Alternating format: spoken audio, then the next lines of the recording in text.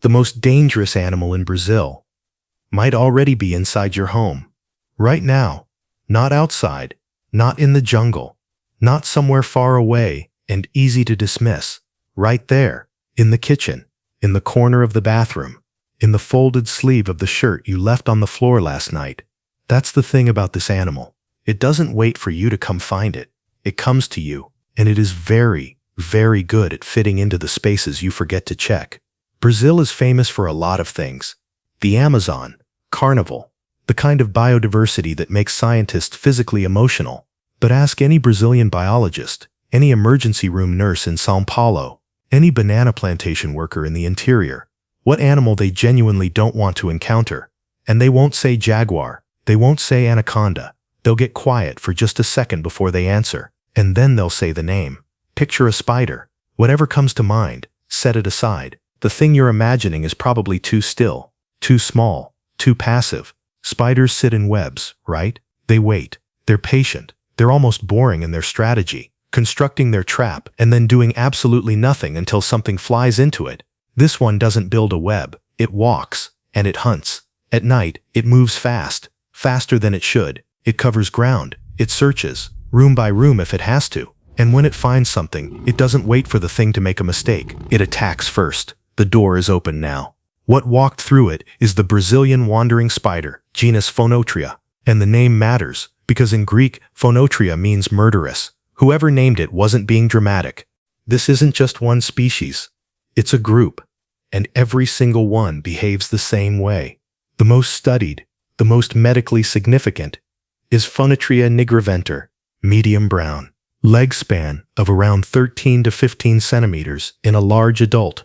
From across a room you might mistake it for something unremarkable. That's the first mistake. The second mistake is assuming that because it's a spider, it will run. Most spiders run. Their entire survival strategy is built around not being seen, not being cornered, disappearing. When threatened, it doesn't run. It stands its ground.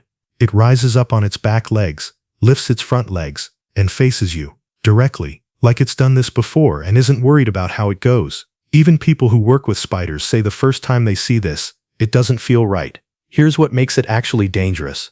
Not in a nature is fascinating way, but in a practical, medical, real-world way. The venom is where everything changes. It doesn't just hurt. It hijacks your nervous system. It causes pain immediately, which is actually useful because it tells you something happened. But then, depending on the dose and how your body reacts, the symptoms expand. Your body reacts instantly. Sweat, heart racing, breathing starts to tighten. In children, in the elderly, in anyone with a compromised system, severe envenomation can become life-threatening without treatment. There is an antivenom. It works. Brazil produces it. Hospitals in affected regions stock it. And the vast majority of bites, even serious ones, end without lasting damage. The fatality rate, when treatment is available, is very low. When it isn't available, the picture changes. But here's the part most people don't know. The part that shifts the whole frame. For years, it was considered the most venomous spider on Earth. That's the headline that gets shared. That's the fact that ends up in listicles. And it's technically contested now. The Sydney funnel web and a few others make strong arguments. And toxicologists debate potency versus lethality versus delivery mechanism endlessly. The details are complicated. What isn't complicated is the number of bites recorded annually in Brazil. Around 4,000 every single year, some years higher. Not spider bites in general, Phonotria specifically. 4,000 encounters every year. No other spider on Earth comes close to that number. Not the black widow, not the brown recluse, not the funnel web. And the reason for that number is what makes this animal genuinely unlike anything else in its category. It wanders. That's the problem. That's everything. Phonotria doesn't pick a spot and stay. It moves constantly, especially at night, covering significant distances in search of prey, which is mostly insects and small vertebrates, but will expand to include pretty much anything it can subdue. And as Brazil's cities have grown, as settlements have pushed deeper into habitat that used to belong entirely to the forest, the spider has adapted. It hasn't retreated. It has followed the food, followed the shelter, followed the warmth. It has moved into your house, not as a rare occurrence, not as the kind of thing that makes the news because it almost never happens, routinely, regularly. In certain parts of Brazil, particularly in the south and southeast, Finding a wandering spider in a home is not an extraordinary event. It is a known possibility that shapes behavior. People check their shoes before putting them on. They shake out clothing. They don't reach blindly into dark spaces under furniture or behind appliances. These aren't overcautious people.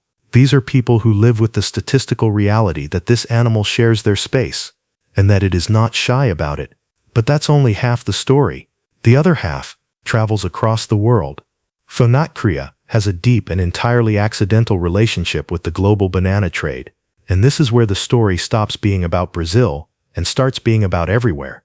The spider hides in banana clusters during the day, not because it knows it's in a fruit shipment, not because it has any concept of international logistics.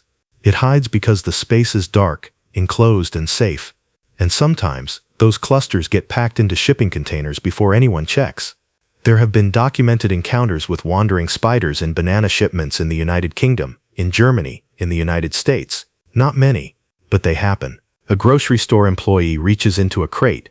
A warehouse worker opens a box and finds something that absolutely should not exist in that country, rising up on its back legs, facing them directly, not running. The spider doesn't know how it got there. It ended up somewhere completely alien, through no intention of its own. But confusion doesn't change what it does when cornered.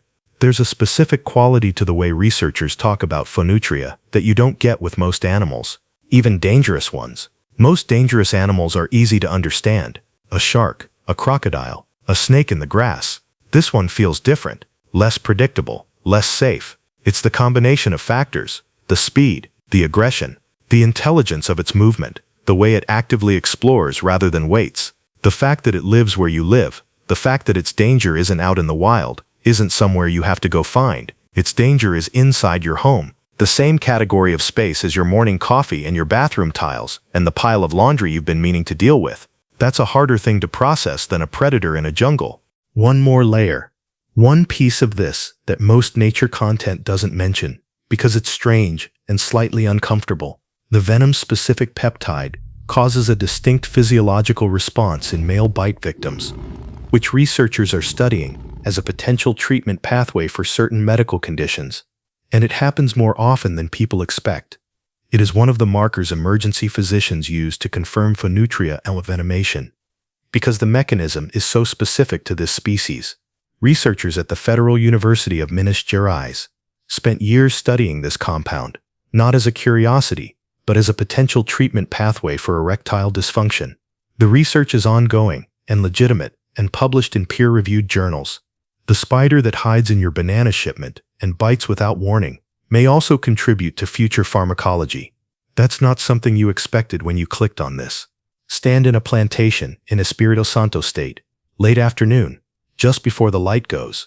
The banana leaves are huge and overlapping, filtering what little sun is left into something thick and green. It smells like soil and wet vegetation. It's quiet in the way that places with a lot of insects are quiet. A kind of textured silence that's always slightly moving. A plantation worker walks the rows slowly. He's done this his whole life.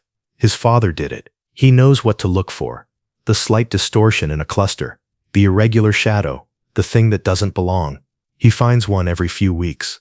Sometimes more in the rainy season, when the spiders move more, when the ground floods and forces them upward into the plants. He doesn't panic when he finds one. He doesn't need to. He knows the protocol. He's careful. He's experienced, but he never stops checking. Not once in 30 years has he reached into a cluster without looking first. That's what living with this animal actually looks like. Not fear, attention, sustained, daily, never fully relaxed attention. The Brazilian wandering spider will not be what kills most people reading about it. That's the statistical truth, and it matters. The anti-venom works. Medical infrastructure in Brazil's urban areas is equipped to handle bites. Fatalities, in a country where 4,000 bites are recorded annually, are rare. Single digits in a bad year. But 4,000 bites, 4,000 documented encounters between this animal and a human being, every year, in one country. That number doesn't come from carelessness. It doesn't come from people doing something wrong. It comes from an animal that has decided, somewhere in the course of its evolution, that there is no real line between outside and inside. Somewhere in São Paulo tonight, in one of the most densely populated cities in the Western Hemisphere, a phonotria is moving through an apartment building, Not the forest outside the city, the building, the hallways, or the spaces behind the walls, or the cluttered corners of a storage room on the ground floor. It's hunting the way it always hunts, actively, methodically, without hesitation. The residents of that building are asleep. Most of them anyway. They've lived here for years. They check their shoes in the morning without really thinking about why anymore. It's just habit, just the thing you do.